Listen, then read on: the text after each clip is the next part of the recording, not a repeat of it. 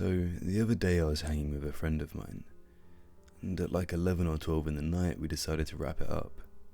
I decided to call an Uber. The pickup place was a quiet parking lot at the side of the highway. Now I'm a 16-year-old with a 14-year-old's looks. I'm always told about how I look younger than my peers. I'm about 5'5" and skinny with no facial hair, so I am kinda small, though I can fight, but it looks like I'm an easy target. Now I remember that the car description was a red Prius, and it told me it had arrived, so I go down the road walking by myself to the parking lot.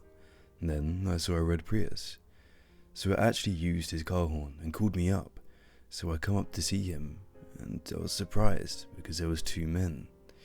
I was kind of weirded out by it, but thought nothing big, so I asked him, "Are you my Uber?" He told me that yes, he was, and I should hop in the back.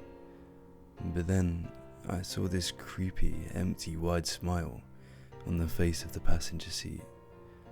I was scared and definitely knew it was wrong. Then I realized the guy's holding something in his hand, though I didn't see what it was, but I'm pretty sure it was something long. And looking down at my phone, the driver didn't match the guy who was my Uber. So that was enough for me, and my heart dropped, so I turn around and go sprinting as far as I can. And I remember looking back to the car, and I saw the guy out of the car just eye-staring the fuck out of me. Went back to my friend's house, told him what the fuck just happened. He told me to call my Uber, and we did. And apparently the Uber app was lagging or something, so the driver got the wrong location. And then the Uber came, and my friend checked if I was okay and checked on the driver. Everything was good now. Midway I told the driver about it, and he was a bit shaken up about it. He told me it's this new thing happening in my area, in my country, where multiple reports suggest that there's a new way of kidnapping people by pretending that they are in Ubers. He told me if I remember the plates. Obviously I didn't. And what scares me the most about this is I really don't know how much of a coincidence it was the same car type, same colour. I still get chills thinking back about this. I was with two of my friends, Ben and Nick, on a holiday when it happened. We were in an isolated part of Greece, somewhere that doesn't show up on Google Maps for some reason. Travelling down a long stretch of road in our hire car in search of the next major city to party in. After initially planning on driving through the night, we accepted that we had lost our way, and it was getting too dark to continue, so we pulled into a gas station for directions on where we could stay. The old man handed us an old brochure of a nearby village, and insisted we go check it out. Since we were completely lost, we were left with no other option. Something different we thought, but just how different we could have never guessed. As we took the next left turn and ventured into the headlight-lit darkness. The only form of lodging out there was in remote cabins, separated far apart from each other for privacy, we guessed. The self-contained cabin had a bathroom, kitchen, queen bed and single bed, all that we needed for one night. Nick won the rock-off for the single bed, so Ben and I would be sharing. Nick snores anyway, so I was cool with that. One feature of the cabin that unnerved me, however, was the large, square, curtainless window that occupied the entire area of the vacant wall. It bothered me especially because now night had fallen and the light was on inside. It acted as a sort of two-way mirror. Anyone wearing black could easily look through without being noticed. We made plans to go out that night to the village bar, have some drinks, tell stories and see where the night takes us. We discussed that we would leave the key under the rock by the front porch, and if we were to split up, whoever came home first would leave the door open for the others to get in. "Why don't you say it louder so everyone can hear when we hide it?" Ben joked, to which Nick found the pleasure in yelling it at the top of his lungs.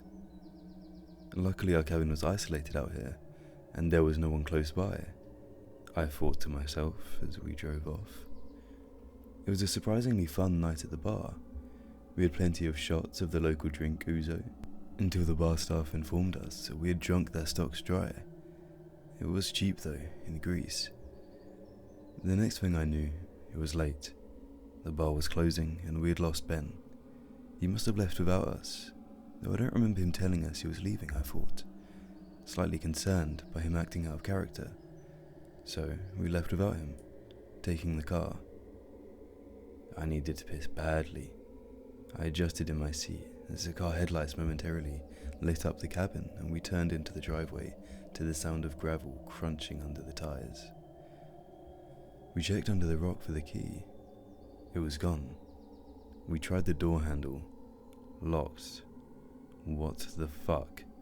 We both looked at each other. Ben must have come home before us and he's locked us out. Ben, open up. We need to piss. Hurry up, Ben. We banged on the door. I heard a stumbling inside, like someone literally crawling awkwardly on all fours out of bed. Damn, he must be drunk. I can't hold this piss in anymore, I said, as Nick and I went to separate sides of the cabin to urinate, as Ben finally opened the door. It felt good urinating, but that feeling was harshly interrupted by what caught my attention on the large window, sending a shiver up my spine. There was this long, thin set of handprints, only visible on the window from the mist outside. It looked longer than any human's hand, but much, much thinner. Holy shit. But I quickly cleared my mind of the scary and irrational images it was creating, as it was certainly just a regular human hand that had been smeared, causing the illusion that it's longer, right? Either way, it occurred to me that someone, or something, might have been watching us. I hurriedly finished my business and rushed inside. We are not turning the light on, I thought, to prevent anything from looking in at us. As I locked the front door and we went straight to bed. Nick fell asleep instantly, snoring before his head had even hit the pillow. And after a few minutes of tolerating Nick's inconsistent snore, my drooping eyes felt so weary I closed them. As soon as they shut, I couldn't help but get the burning feeling that Ben's eyes had opened suddenly and were staring straight at me, menacingly. My body rose in temperature and my heart beat quicker as I sensed this, as if Ben was holding his breath, vision fixated on me angrily through the darkness. Sorry if we hadn't gone home with him, jeez, why would he be so angry? After a few minutes of calming myself from this irrational fear, I drifted off to sleep. Knock, knock, knock. Open up, you said you wouldn't lock it. Thud, thud, thud. It grew louder. Open the door, it's fucking cold out here. This was the single scariest moment of my entire life, and the most paralyzing sensation swept over my entire body.